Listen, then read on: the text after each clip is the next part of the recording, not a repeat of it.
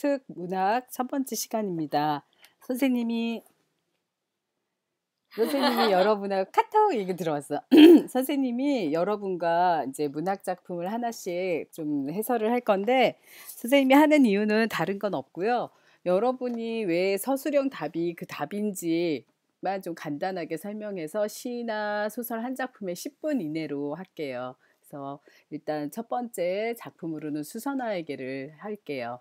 수선화에게 여러분이 시를 읽을 때는 일단 시는 무조건 세 가지를 기억하시면 돼요. 그래서 먼저 첫 번째는 이 시에 나타난 상황, 그리고 이 시에 드러난 정서, 그리고 이 시를 통해서 드러나는 시인의 태도, 이 세 가지를 먼저 찾으면서 여러분이 상상을 하면 왜 답이 그것이고 어떤 내용인지 감상도 할 수 있고 이해도 할 수 있게 돼요. 그래서 여러 선생님이 가장 안타까운 건 여러분이 답이 왜 그게 답인지 모르는 그 문학 문제가 많다는 거예요. 일단 선생님은 여러분이 이 작품에 대해서 물어봤으면 좋겠어요. 궁금하게 있어야지 그 궁금한 거에 대한 대답을 들으면서 이해가 되는 거예요. 일단 상황을 먼저 염두에 두고 한번 시를 볼게요. 자, 상황은 수선화에게 했어요. 그 수선화가 뭐죠? 꽃이죠, 꽃. 꽃에게 했으니까 이 시 속에서 누군가에게 편지를 쓰듯이 말을 하고 있구나. 그리고 그 대상은 수선화구나. 사람일 수도 있고 꽃일 수도 있지만 일단 우리가 꽃으로 생각하면 좋아요. 그래서 수선화라는 꽃을 생각하면 노란색 봄에 피고 나르시즘이라는 그러한 물가에 피고 그런 꽃 이름을 갖고 있는 그런 여리여리하고 그런 예쁜 꽃이죠. 그래서 이 수선화 꽃에게 하는 말이구나. 그런데 처음부터 보면 그래서 이런 상황이에요. 누군가 수선화에게 말을 걸거나 편지를 쓰는 상황이다. 자, 그래서 맨 처음에 말투를 보세요. 이제 정서.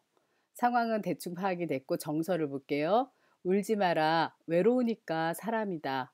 정서가 일단 밝고 명랑하진 않죠. 좀 쓸쓸하고 좀 외로우니까 너 사람이다.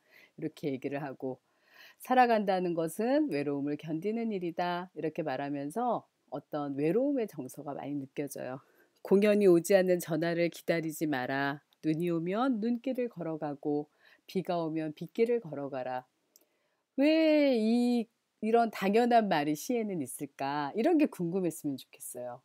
아니, 눈 오면 할 수 없이 눈길 갈 수밖에 없고 비 오면 할 수 없이 빗길 가야지 뭐 어떡하겠어요. 그쵸? 그게 우리가 그냥 과학적인 문장으로 서술한다면 아무런 의미도 없지만 그것에 대해서 시가 압축이라고 했죠. 시는 어떤 많은 정서와 상황에 대한 압축이기 때문에 요것에 대해서도 여러분이 압축적인 정서를 좀 쭉 생각을 해 본다면 여기서 감동을 받을 수도 있는 거예요. 눈이 오면 싫을 수 있어. 힘들 수 있고. 춥잖아. 그쵸? 비가 오면 운동화 젖어서 싫을 수 있어. 피하고 싶고. 그래도 묵묵히 걸어가고 눈길과 빗길을 걸어가라고 이렇게 말투가 어때요?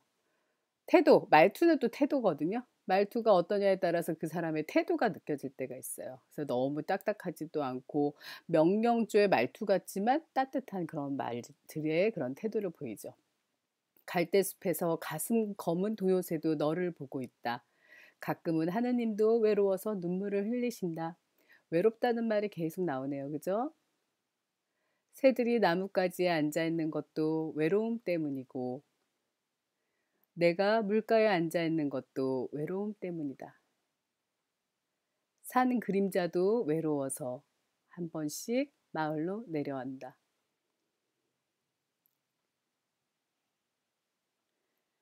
종소리도 외로워서 울려 퍼진다.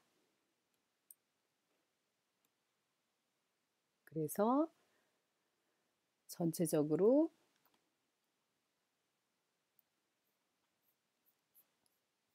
외로움에 대한 시, 그리고 수선화에게 말하는 거지만 상황은 수선화에게 말하는 편지를 쓰든 말을 거는 상황이고, 정서는 외롭고 쓸쓸하지만 따뜻하게 격려하고, 태도도 말투가 명령투 말투고 단답형 말투지만 그 안에 태도는 따뜻한 격려의 태도다라고 생각하면 되겠죠. 그래서 여러분이 이 시가 그럼 주제가 뭐예요? 지금 선생님이 말한 거. 주제는 누군가 외롭고 정말 인생에서 피할 수 없는 그러한 숙명적인 고독 앞에서 잘 견디자. 너만 외롭지 않고 나도 외롭고 너도 외로우니까 우리가 외로우니까 사람이라서 같이 잘 견디면서 이 인생을 살아가 보자 이렇게 말하는 거예요. 그래서 이런 시가 어떨 때 여러분 마음에 이렇게 찌르르 오냐면 누군가를 좋아했는데 그 마음이 잘 받아들여지지 않아. 또는 무언가 계속 성취하고 싶어서 열심히 했는데 그게 나에게 약간 역부족이고 좀 나의 한계가 느껴져서 마음이 너무 쓸쓸해. 그럴 때 이 시를 읽고 '아 그래. 다 이렇게 외로움을 겪는 거지. 이게 정상이지. 그래 외롭지만 다시 견뎌 보자.' 이렇게 그런 마음의 위로, 위안을 주는 역할을 하고 싶어서 이 시가 있는 거예요. 그래서 오늘도 여러분에게 이 수험 생활의 외로움을 잘 견딜 수 있도록 여러분 이름을 넣어서 여기에다가 한번 편지를 써서 자기에게 누군가 건네는 말이다 생각하고 한번 낭송해 주세요. 자, 그러면 다음 시간에 다시 만나요.